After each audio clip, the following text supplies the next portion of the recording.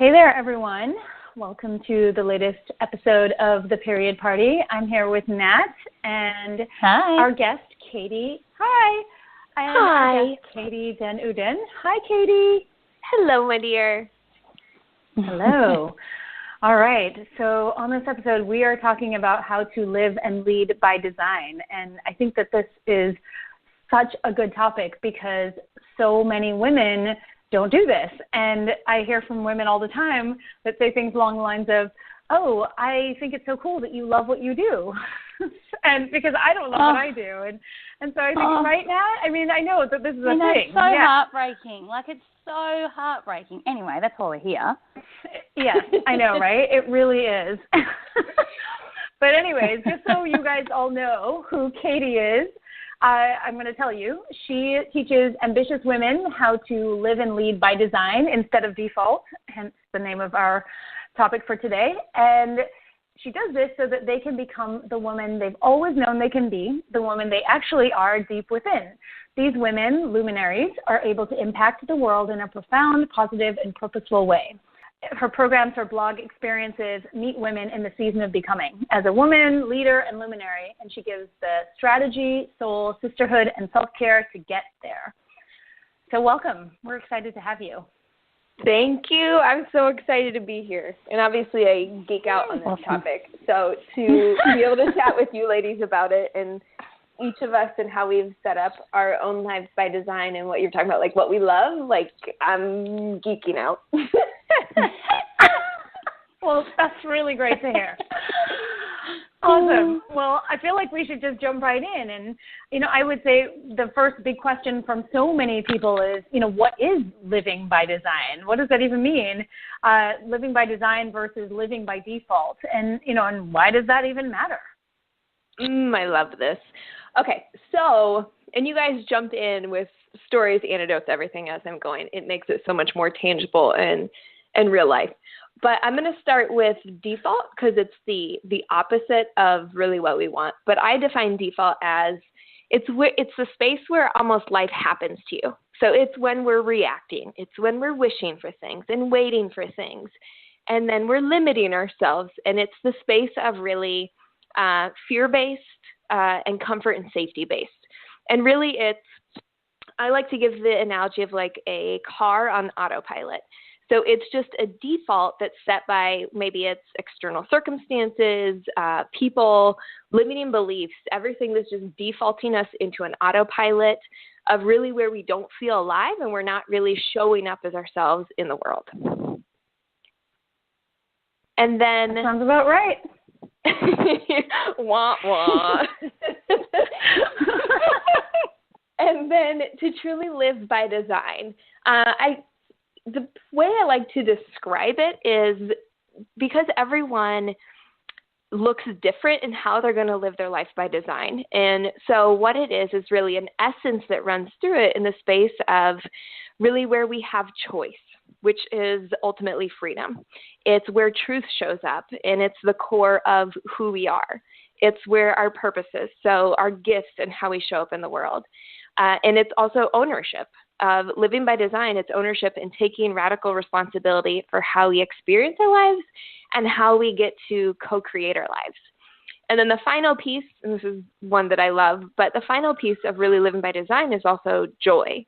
And I define it as a spiritual experience that's chosen of how we get to experience our lives, how we get to design our lives, not an emotion like happiness, which is lovely, but it can be fleeting. So design is really the space where all of those come together and we get to experience our lives, live our lives, show up, all of it, and really be who we are and live the life that we desire.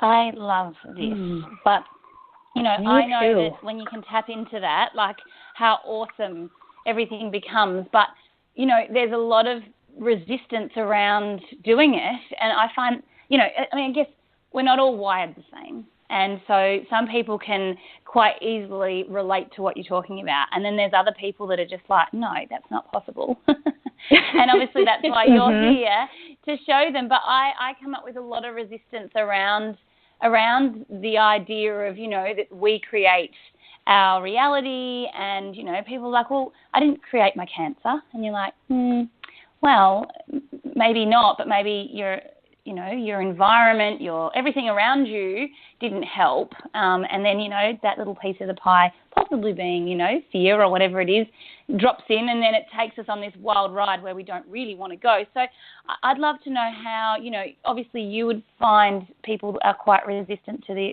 the idea, and what do you say to them? Nat, I'm so glad you brought that up. So I get that all the time. People are like, BS, lady. Like, yeah, this is all lofty and whatever, but not for me.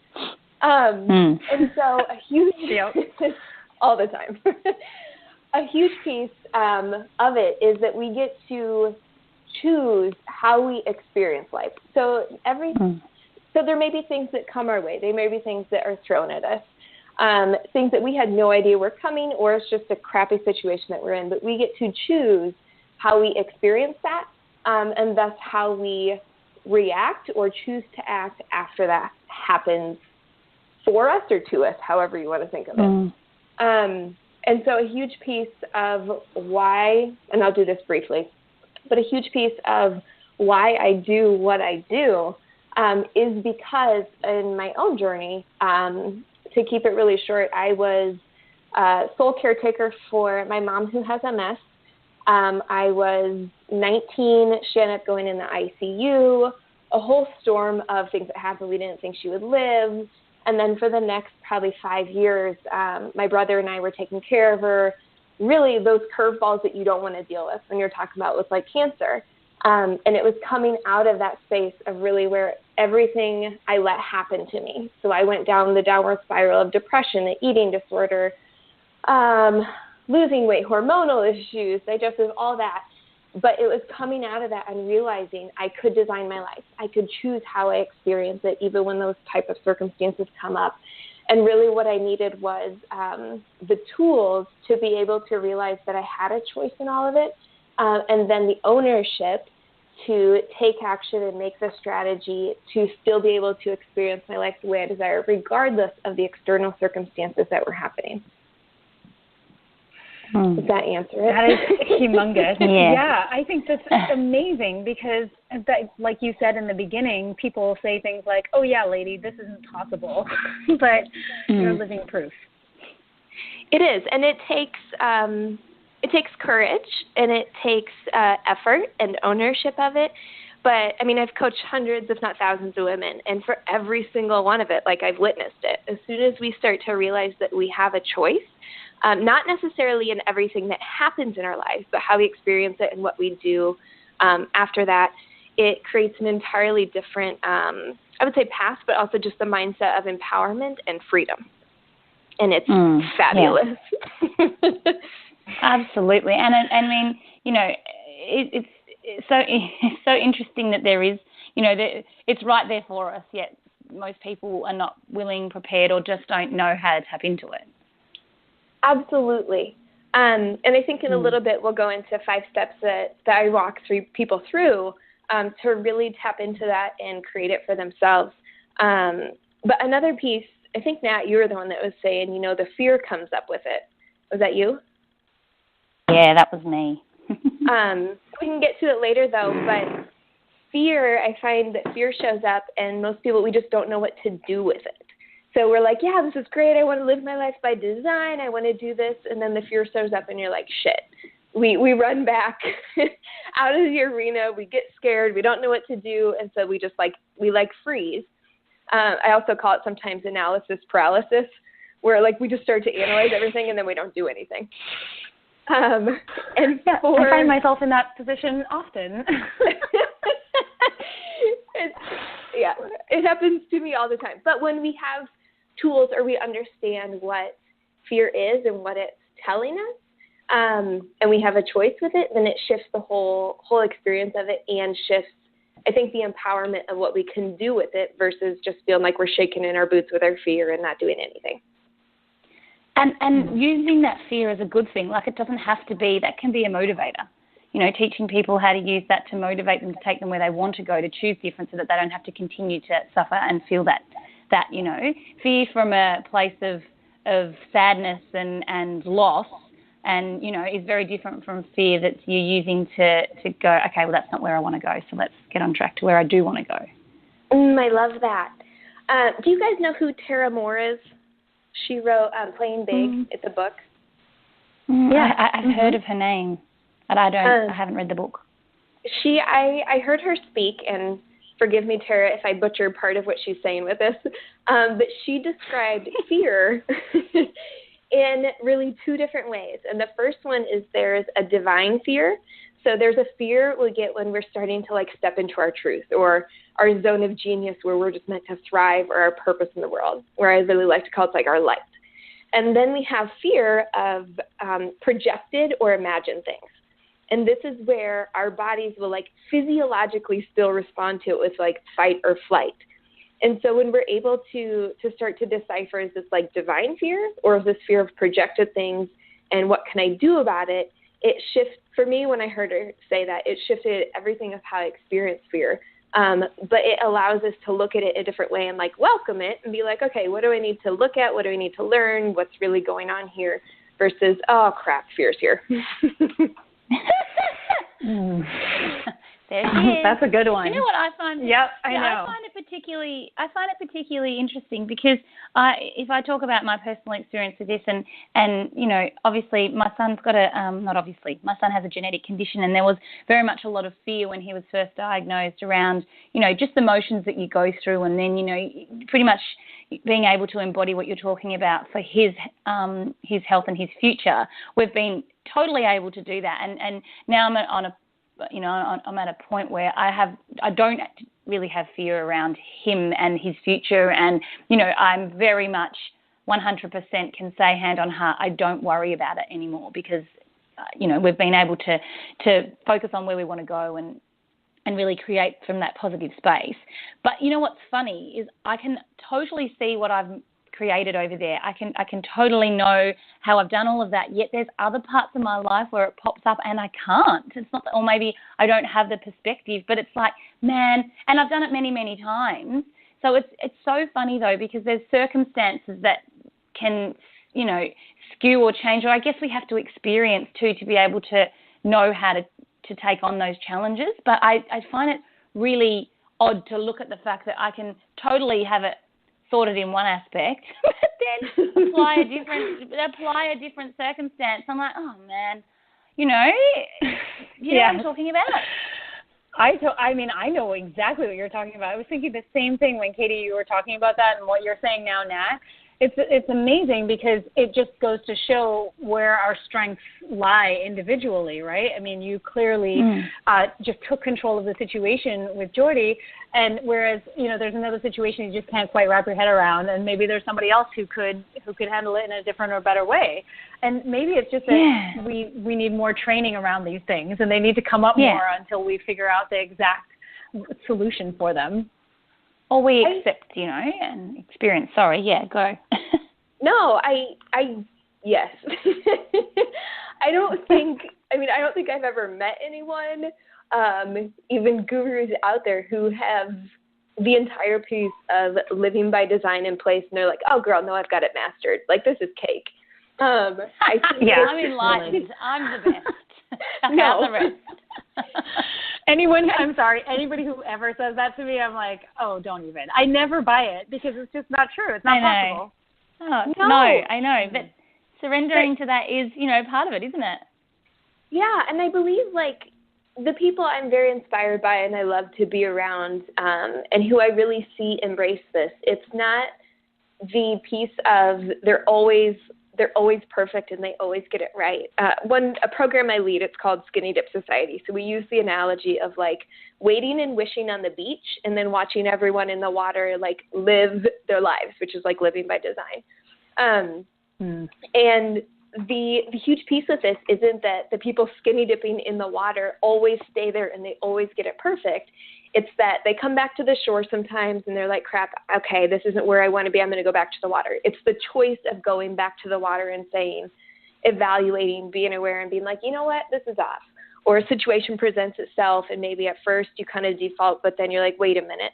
I'm going to choose to go back to living by design instead of defaulting. So it's the choice in coming back to the water and truly living your life versus the person who always stays in the water, which is like a unicorn. Now I want to get a little bit into the 5 steps to living by design that you talked about earlier. Maybe we can jump into that. Yes, I would love to. Okay, so these 5 steps, it's really from my own experience and then coaching so many different women and really identifying that there needed to be almost like a very, very step-by-step, here's what you do. So in the moments where we feel like we're sabotaged, we're stuck, all of it, we have something that we can just work through quickly or semi-quickly. So the 5 steps, I'll go through the 5 real fast, and then I'll start explaining them. You guys jump in as I'm going through. But the first one is to create space. The second is to get clarity. The third is to detail your vision. The fourth is to set your intention and strategy. And then the 5th is to take action. And then there's a bonus one that I'll go over at the end that inevitably always shows up. So the first one is a lot of times I see people or hear people and they're like, I want to change this. I want this to happen in my life. And they just like want to force it. It's like they're just trying to like pound their way through it and they're not getting any clarity. They don't know who they are. They don't know what they want. And this could be big or small. And so we have to create space. Like we have to be able to think. We have to be able to play. We have to be able to experience our lives. Not just that hamster wheel that we sometimes contain ourselves to be able to identify, which is in the next step to get clarity, but identify who we are, what we want, and where we want to go to. So a question I will ask people, I'd love to hear from you guys, is when you guys in the past month or so got clarity around something, what were you doing right before it, before you got clarity? Stressing about it. And then now you're totally debunking what I'm talking about. I know, I'm kidding. I'm just kidding. I always love to apply that saying that, before, when in the midst of chaos, clarity is right around the corner. Mm-hmm. Mm-hmm. Well, I find a little bit of comfort in that. I'm like, I know it's crazy. I feel like I'm getting to the tipping point. It's coming, but I can't stop it. Absolutely. For me, like if I look, I don't know about the last month. I've taken a lot of time off, but at key points in my business where I've been like super stuck with things, or even personally, like me sitting at a computer, like trying to hammer something out, it usually doesn't get me to the juice I want. It's when I'm like, oh, screw it, I'm going to go take a walk. Oh, I'm going to go play hooky. Oh, I'm going to go read this book and get inspired. It's usually not when I'm like forcing it. Do you guys have that or no? Is it just me now? Yeah. Most definitely, for sure. We have to, like, whether it's mental space, environmental space, all of it, we have to get space before we, like, jump in and want to have this divine intuition come to us. The second piece is to be able to get clarity. So we create the space, and then we need to find clarity. We need to uncover what our true desires are, not our shoulds, our fears, what someone else is wanting to do, but to really dive into, okay, how do I want to show up in my life? How do I want to feel in my life? What do I want to create in my life? Who do I want to be or have around me? All of those, we have to get clarity on the truth of who we are and what we have or what we want to show up. And a quick little exercise I have people do for that is brain dump all the fears and shoulds and beliefs that come up around your desires and start to identify which ones are actually yours and which ones are you're placing on yourself by something external. So how do you brain dump? Have you ever heard the term brain dump? Yeah, I have, but for people that don't know. So for brain dumping, when I have them set a timer for like 10 minutes, get a sheet or two of paper, and I give the ladies in my program, Speak Like Coach, I give them a question and say, okay, on this paper for 10 minutes, I don't want you to filter, I don't want you to censor anything that comes to mind around your fears, your worries, your beliefs, your shoulds, anything that's taking up mental space. I want you to just write it down on the paper. Some women take more than 10 minutes. Some women use a half a sheet of paper. Some women use 10 sheets of paper. It doesn't matter. It's to get whatever is in your mind out of there and onto the paper. Yeah. Perfect. I think, I was going to say, I think that we always, or many women tend to just judge themselves around what they're putting out on that paper. And I think it's very crucial to to have a stream of consciousness and just do it rather than think about what you're writing. Just let it all out. Let it flow, lady. Well, and for myself, but other ladies too, afterwards they're like, holy crap, I think all those things, that's taking up all that room in my head. What am I doing? Like, it gives them freedom to be like, that feels good to get that out there. But it helps us to identify what do we actually want versus all those lies that we have in our head. And then once we get that clarity, most people, and have either of you guys done the Desire Map by Danielle Laporte? Oh, yeah. Yeah, it's pretty popular. But that's an awesome way. Yeah. I love people diving into their desires and stuff. For me, a piece that was missing with it, and a lot of the people I work with is they're like, oh, I want to feel, and they'll tell me, five emotions or feelings they want to feel in their lives. But it's been a year, and they're like, but I don't feel any of it. And so the next two steps are often the most crucial pieces that I find people missing. And so the third one is detailing your vision. And that is, okay, what exactly does this look like? In the most minute detail, what does this look like for your life? And so I have people think of it as like you're watching a movie. Okay, if you're watching yourself in a movie and you're moving through this and you want to feel this, who are you with? What are you saying? What are you wearing? What are you doing? What are you feeling? Every single thing they can detail so that they actually know where they're headed versus this kind of ambiguous, well, I want to feel this way, but I don't really know where I'm going. And then the fourth piece is I want people to set their intention, but I want them to create a strategy. A lot of times, even if people get like the vision, they don't know where to go next. They'll be like, okay, Katie, this is great. Now what? And this is where more of I feel the masculine side comes in. But really, this is where I believe the ownership piece comes in of, okay, we have this clarity, we have this vision, we know we want to move towards this, and now it's the radical responsibility of setting the strategy in place and being able to take action on it. So a huge piece, and the question I will ask for everything, and it is the one question that can get most people unstuck when they know where they want to head is, okay, what do you need in order to make this happen? So if they have this huge vision, let's say a simple one is someone wants to wake up earlier because they know it will shift their day. And so they create the vision. It's the story of my life. I should have done that this morning. Please. Anyway. I know, you're forced awake. I have nothing forcing me awake, so I want to hear this, Katie.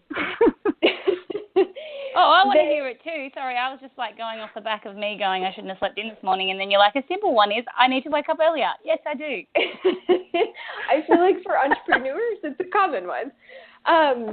But we create the vision. We're like, oh, I'm going to wear this. I'm going to do this. I have this routine. And then we're like, okay, I'm just going to magically do it. And it never works out that way. Like, we have to say, okay, what do I need in order to make this vision come to life? And so I will drill it down to the most minute thing. So for me, I'm like, okay, what do I need in order to wake up this time, feel this way, create this in my day so that I can do X, Y, Z?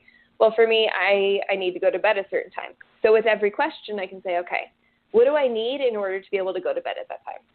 Well, I need to stop working at 6 p.m. so that I can have dinner at this time and have this with my husband and do this. So what it's doing is identifying what conditions we need to set ourselves up for inevitable success in making this vision come to life. So it's the strategy that allows us to actually be successful instead of saying we want this, we don't follow through with it, and then we beat ourselves up because we think we can't follow through with anything. Oh, that is so awesome. I feel like it's a whole reverse engineering kind of thing happening. It totally is. And it takes, I don't know if it takes the pressure off. For me, it takes the pressure off because I feel like I always have a tool I can go to. I never feel that's an absolute. I rarely feel disempowered in being able to, whether it's create my morning or certain parts of my day or anything like that, Because all I have to ask myself is, okay, what do I need in order for this to happen? And that need thing could be, do I need to shift my beliefs? Do I need to shift my schedule? Do I need to have, it could be from a piece of clothing to a technical piece of instrument. It could be anything, depending where someone is and what they're doing. But it allows me to be empowered and be like, okay, just what do I need to shift? What do I need to create this condition that allows me to follow through and make it easier and more fun, or a little bit easier and more fun? I think that's excellent advice. Yeah, perfect. And it's achievable. Like, you can do that. Anyone, well, not anyone. Sometimes we need help. That's why you're here, Katie. Anyone can do it with the help if they need it. Exactly. That's what I'm trying to say. I truly believe, I think we have to shift things in our mindset and believe it's possible in ourselves, and we need the conditions or the tools to allow us to take ownership and create it. But I see it time and time again. As soon as we have those pieces, we can really shift the entire way we experience our lives. It doesn't mean you can change other people. Yeah. It doesn't mean you can change external circumstances. But even like in the situation with my mom and even present day, it's, if I'm feeling stressed or I'm feeling annoyed taking care of her, I'm like, okay, what I want is to feel grateful and experience time with her, even if it's not how I planned it to be. So the question is, okay, what do I need in order to feel that way? It's, okay, well, I need to shift my thinking. I need to shift my schedule so I'm not rushed. So it's not shifting her, it's not shifting the experience, or shifting the external. It's just shifting how I get to experience my life and design it. It's funny, I just put up, actually it'll go live today, a blog post on perspective and how, using perspective. Because, we need all these little tools and tips and tricks, and what works for one doesn't always work for the other. But I think, there's going to be different ways that you guide people to, live their life by design, no question. It's not always going to be a one-size-fits-all. I love that you say, I feel with that, like, of trying different things on, too. Like, sometimes we might try something and open to it, at least. Yeah, and being okay with the mentality of, oh, well, this didn't work, but I'm going to try something else. And knowing that it's not equating to your self-worth or it'll never be changed or anything like that. It's just saying, oh, well, that didn't work. It's like trying on T-shirts or something. Like, that didn't fit right, but I can try this on and see if it works for me. Yeah, I think that's such a great analogy. I think we tend to be very all or nothing when it comes to these kinds of changes, and that's why it can feel so daunting and just so out of reach for so many of us. But like you said, you can just try it on and see if it fits and see if you like it, and if not, you can return it. Try something new. Yes. And the last I want to segue into is we have to take action. So we may come up with like this brilliant strategy and we know we need this and shift this and blah, blah, blah. But if we don't take action, like we won't, nothing will happen. Like, we can uncover and we can plan and we can strategize till we're blue in the face. But if we don't act, we kind of fail by default. Yeah, that is a fact. I think that that's the case for so many of us in business as well. I remember the days where I would do all the back end stuff and all the prep stuff, and I wasn't really taking specific action steps to get my business to where it needed to be. And I remember thinking, oh my gosh, what am I doing wrong? Wow. But obviously that's what it comes down to. And it's almost a form of self-sabotage. It's a total form of self-sabotage. And our favorite word, the control of that too. Like, it's also you feel like you're letting go of control to a certain degree, which is tricky as well. Definitely, because we all have so much control in our lives. Or at least, well, we think we do. Yeah.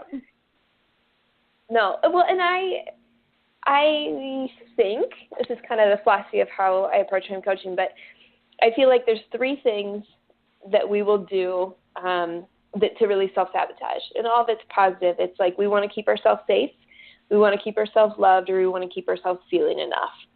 And so with everything that we do, like when we self-sabotage, when we don't follow through X, Y, and Z, it's meant to try and keep us in our comfort zone, but really it's not allowing us to like show it fully and live our lives. So it's still sabotage by default. Yeah, that's a fact. I feel like we have covered a lot in this. Do you feel like I wanted to ask you like one last thing. You had mentioned also like just one tool we can start using today to live more by design. Do you want to elaborate on that a little bit? We covered it. I like people to get curious. Yeah. To get curious, but for what they desire or you desire as you're listening to this, it's the question. Simply ask yourself, what do you need in order to make that happen? What do you need in order for your vision, for your desires, for what you want to come to life? So it's simple. I mean, asking it sometimes is simple. But it's the one question that you can remember that will allow you to feel like there's choice in everything, and to really start shifting it. And do we have time for like 30 seconds of a way you can expand on it? Go for it. Yeah, definitely. Okay. So a way I love for people to start identifying which one you're choosing, and then to take that question going forward, is I have them select one day in the last week, and then 1 month in the last year, and finally the last year as a whole. And if you keep like a calendar of your schedules and events and to-dos, or like your journal, that can help.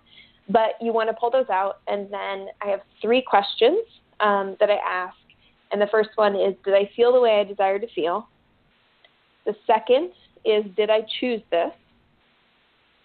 And then if you answer no to either of those as you're reviewing the day, the week, or the day, the month, and the year, if you answer no to any of those, then the last one is, whose beliefs, rules, or shoulds am I living? And then it's kind of like an inventory. So you're like, that was awesome. I loved that. That wasn't. And then that's where you bring in that one question of, okay, what do I need in order to shift this to, and then fill in the blank of what you do want. So it's very eye-opening. I do it for myself, but people love it because it's a place to really like do an inventory in your life and identify if you're living in that way. And then there's the question to start to shift it and change it from a place of being empowered. So, Katie, there's so much. We've covered so much awesome stuff, and I think people are going to want more of you. If we obviously, had more time, we would love to dive in even further, but people can tap into your goodness. So maybe if you could let our listeners know where they could find you. Yes. So you can just go to my website. It's KatieDenOuden.com, KatieDenOuden.com. And that's the juice of where I hang out. I'm not great on social media. That's not a tenet for me living by design at the moment. But my website and emails that I send out are a huge piece. And then usually once or twice a year, I do a free 10-day challenge. It's called the Skinnydip Society Challenge, and it really gives you a little piece each day to walk you through living your life by design and really moving in the direction of what you do want. And so those are the best ways to connect and interact.